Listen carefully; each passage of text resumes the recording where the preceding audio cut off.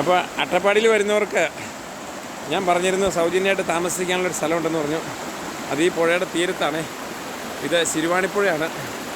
അപ്പോൾ നമ്മുടെ അട്ടപ്പാടിക്കൊക്കെ നേപ്പാളിലെ പോലെ സൗജന്യ താമസമൊക്കെ കിട്ടാൻ വേണ്ടി വരുന്നവർ, ഞാൻ കേരളത്തിലെത്തി കഴിയുമ്പോൾ അട്ടപ്പാടിക്ക് വന്നു കഴിഞ്ഞാൽ അല്ലെങ്കിൽ എനിക്കൊന്ന് വിളിച്ചു കഴിഞ്ഞാൽ ഇതേപോലൊരു അന്തരീക്ഷം ഇവിടെ ഉണ്ട്.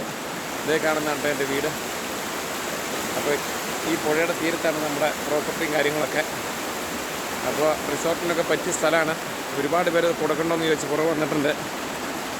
എനിക്കെന്തായാലും അട്ടപ്പാടിയിൽ റിസോർട്ട് പണിയാൻ തൽക്കാലം താല്പര്യമില്ല. ഭാവിയിൽ എങ്ങനെയെന്ന് എനിക്കറിയില്ല. അപ്പോൾ ശിരുവാണിപ്പുഴയുടെ തീരത്ത് നമ്മുടെ പ്രോപ്പർട്ടിയിൽ നമ്മുടെ വീട്ടിൽ വന്ന് താമസിക്കാൻ എല്ലാവരും ഞാൻ സ്വാഗതം ചെയ്യാണ്. തികച്ചും സൗജന്യമാണ്.